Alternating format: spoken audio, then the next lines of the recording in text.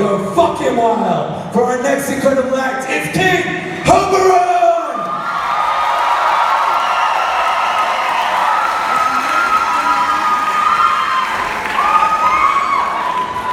Hi. You may know me as King Hoberon, but my name is actually Tobias. Well, Tobias Benjamin, strictly, but all the lads from school still call me Tubbers. School, that hotbed of raw, youthful masculinity, the rugger, the house cup, Founders Day, the dorms, the good, old-fashioned anal penetration. But I digress.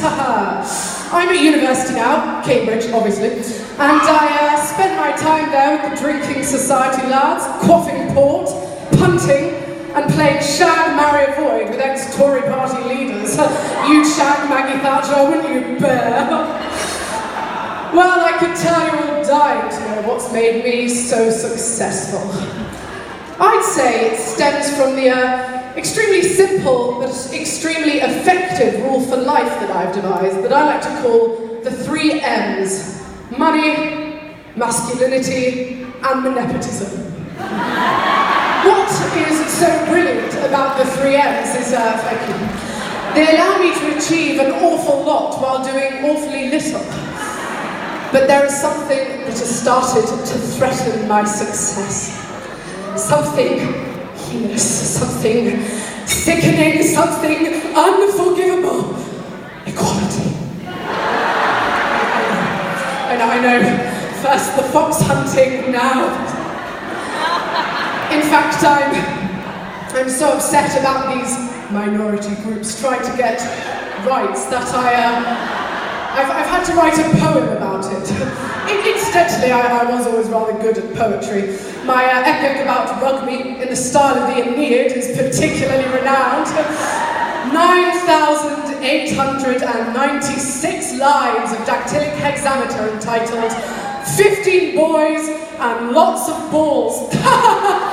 But this is a very serious poem. And so I ask for your undivided attention as I present Oppression by Tobias Benjamin.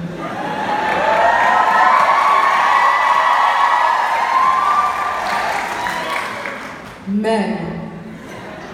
What if I were to break that down? Reduce it to a lone singular, a single man, friend-zoned, alone man. How M-A-N-E of you know, you keyboard warriors, perpetual warriors, how your constant agonizing, antagonizing over pay gaps and thigh gaps is a broken record, and perhaps it would be nice if once in a while you thought about me. Feminism says power to the woman. Well, whoa, man. I buy you a drink with my hard-earned money.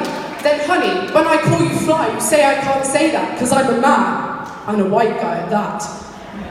I may not be the real Slim Shady, but maybe I will not sit down nor play around when I ask, how is this equality if I hate her but still impregnate her, then you say abortion is her choice? It may be her body, but my ejaculation was part of this equation. So don't pretend it's one-sided when, algebraically, that's misguided. And I've always wondered how it could be about equality when it's called feminism. And why isn't racism when I race to a class for a black lad to disagree with my ideas? Yet I'm a racist when I voice my fears about letterboxes and burqas. I know what Boris Johnson meant. Or how I admire Nigel Farage for talking about immigrants and rent. If I tell you more about me, you'll understand I don't want sympathy. But put it simply, I'm just sick of being oppressed. I'm straight, white, but second best. I don't hate women. My mother can cook, and look, I have one friend who's black. So there's no need to attack, but I'm still hurting. Tired of my drinking society not being admired, and of not getting hired because apparently the N-word is outdated, hated, and I've been second-rated. I'm calling it now. Feminism is a joke. And when my ex comes crawling alone and broke, a broken woman without her man, I'll wait for her to apologise. She cries, she's a woman after all. But I'll take her back in generous spirit. And I'll fight oppression 'cause baby, I am what got you to where you are. And I forgive you for the time you tried to push me off a punt and yelled at me that I'm a not very nice person.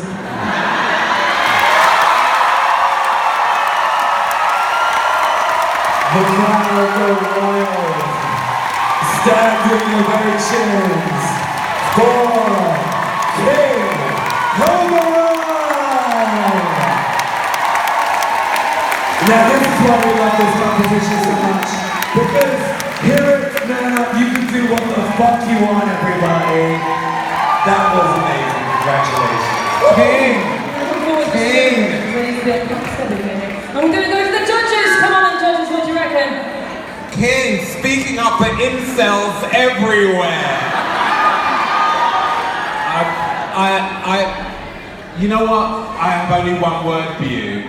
Genius. You're a fucking genius. You look fantastic. That suit is Fire. absolutely fantastic. All those words were yours. All of those words were yours. All of those words were yours. And we are very appreciative that you put the work and the time to get those words down, to be as concise and eloquent as you were. And as I said to J-Flo earlier, this is also a venue for some very, very high profile comedians and spoken word artists, and you were right up there. You were fantastic.